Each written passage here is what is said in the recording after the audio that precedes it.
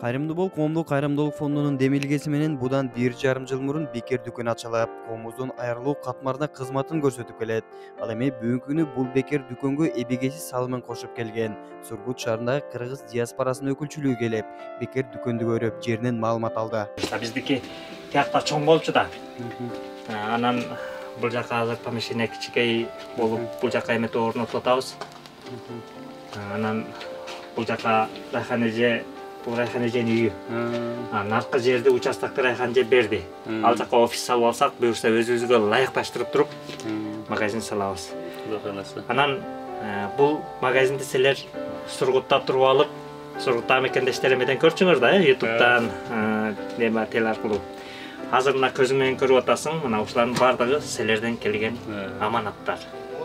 Бул аманаттар бардыгы эмеде.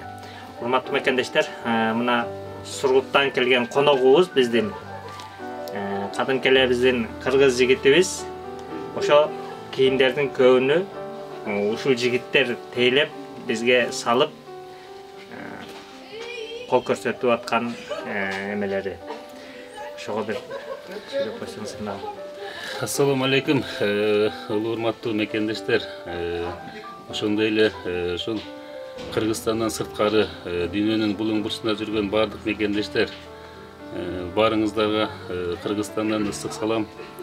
Ошондой эле биз мынтип мен дагы өзүм Жалал Абад областынын Шамалдысай шаарчасында жашайм.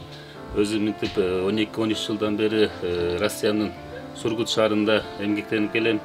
Ошол жакта биздин диаспорабыз Айдаров Кубанычбек Кутузович, диаспоранын өкүлү мен Авазбек Халманбетов, ошондой эле биздин активисттер Калысбек, Нурланбек, Актилек жана көп биздин ошол жерде иштеген жигиттерибиз ар дайым ушинтип кызматташып, бири-бирибизге жардам берип келебиз. Ошол жерде биз өзүбүздүн эле муктаждыгыбызды чечип, чекеде карап турбастан ушул Бишкекте ушундай кайрымдуулук фонд ачып, аны жетектеген кайрымдуулук фондунун президенти досубуз Азамат Байматов жана Ражеп Байкебиз мынакей мынтип ушу кайрымдуулук фондду жетектеп келишет. 2 жылдан бери жетектешип, мынакей 17-үйдүн күлүшүн тапшырышты. Ошол менен бирге үйдөн дагы сырткары азыр мынтип бекер магазин ачып, ушул кийимдерге муктаж болгон адамдарга таркатып ушул кийимдерди орто жолдо көпүрө болуп келишүүдө. Булардын эң негизги максаты ушул элге көпүрө болуп сооп алыш максатында болгону. Ушул кыйналган адамдарга жардам берип, алигинтип адамдардын жүзүнө нур тартылуу болуп жатат. Эң негизги максаты ошондой эле мынтип азыр ооруга чалдыккан бардык мекендештерди дагы чекеде карап турбастан акча чогултуп, Индияга апарып дарылатып, ден соолугун чыңдап келишүүдө. Ошол булардын кылган жакшылык ушундай иштерин көрүп биз чекеде карап тура албайбыз эч качан. Биз да колдон келген жардамдарды көрсөтүп, ушинтип акча топтоп муктаждык болгондорго, ушинтип Сургутта иштеген мекендештер, базарларда иштегендер ушинтип алар дагы ушу соопко илешип алайлык, сомдун артынан жүрө бербейин деп ушинтип кийимдерди бизге топтоп беришет. Биз кийимдердин бардыгын упаковкалап Сургут Бишкек каттаган өзүбүздүн таксист агаларыбыз бар. Расул байке, Рахим аке, Үсен аке, Сайыпжан, Садыкжан, Бакыт, бүт ушул таксисттерибиз биздин топтоп берген сумкаларыбызды Бишкекке бекер акы албастан алып келип берүүдө. Ошолардын бардыгына жалпы ушу диаспоранын атынан, өзүмдүн атыман, жаштар активисттеринин атынан ыраазычылык билдиребиз сиздерге. Бардыгыбыз ушинтип бир жеңден кол, бир жагадан баш чыгарып ушинтип иштесек, келечекте мындан дагы жакшы ийгиликтерге жетишип, ушу Кыргызстандагы ушу муктаж болгон адамдардын азайышына кичине себепкер болуп, Кыргызстандын дагы оңолуп кетишине кичине салым кошсок, аябай жакшы болот эле бардыгыбызга. Ошого биз дагы ушул биздин Сургут шаарына окшоп ушул башка аймакта жүргөн, дүйнөнүн булуң бурчунда жүргөн бүт кыргыз мекендештерге кайрылып кетебиз. Сиздер дагы карап турбастан колуңардан келген жардамдарды берип, ушул кийимдер болсо колуңардан эмне жардам келет, акчалай түрдөгү бардык болгон жардамдарды ушул Бишкек шаарына, ушу Азамат Байматовдун кайрымдуулук фондуна жана Ражеп Байкеге түз байланышка чыгып жөнөтсөңүздөр болот. Силердин берген аманатыңарга булар кыянат кылбастан ар бир келген сомду, ар бир келген тыйынды так эсептеп, отчет түрүндө ээсине тапшырып берүүдө. ошого биз дагы мындан бияка жакшы дагы мындан дагы өтө көп байланыштарды күчөтүп биз дагы аракеттерди жасай баштайбыз.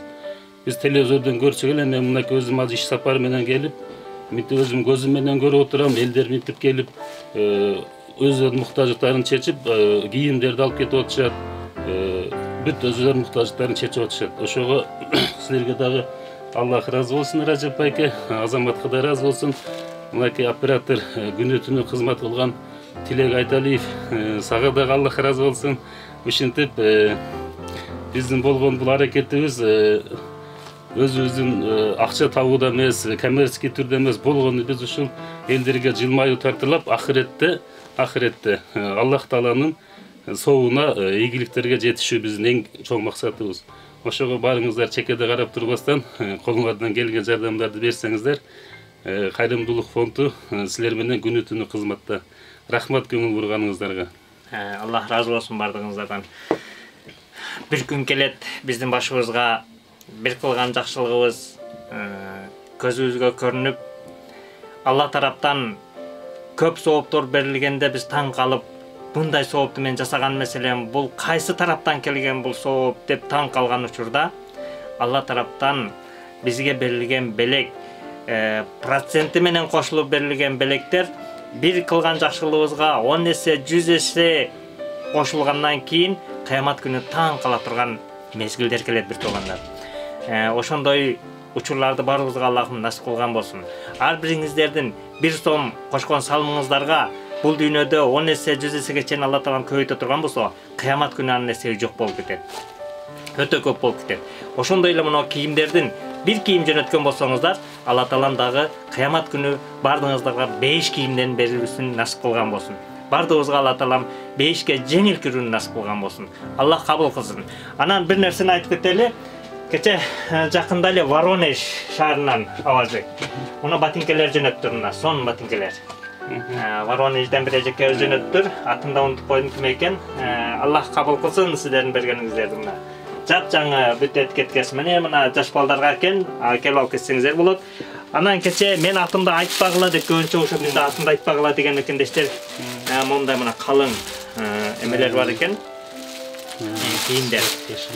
Спортивкашымдар. Бул дагы упаковкасы менен мына көп. Мына бардык эмелер ошонун келди да, кече өзүбүздүн Кыргызстандагы иштеген жеке ишкер экен. Бирок атыбызды айтпа дейт. Эми ар бир ниетти, жүрөктөгү сезимди Аллах Таала өзү көрүп билүүчү. Бир туугандар, эми сиздердин атыңыздарды айтпасак дагы биздин отчет катары бул жагын айтып койдук. Аллах кабыл кылган болсун бардыгыңыздарды. Бул бекер дүкөндөгү ар бир кийимдерди кайдыгер карабай, сооп табуу жолунда бирге бололу деген мекендештер алып келет. Алардын ичинде чет өлкөдө маңдай териси менен иштеп жүргөн кыргыз мигранттардын салымы чоң. Кимде-ким жардамга муктаж болгон болсо, Кайрымдуу бол коомдук кайрымдуулук фондунун бекер дүкөнүнө келип, кийим алып кетсеңиздер болот. Биз менен 0705 60 17 66 номер аркылуу байланышсаңыздар болот.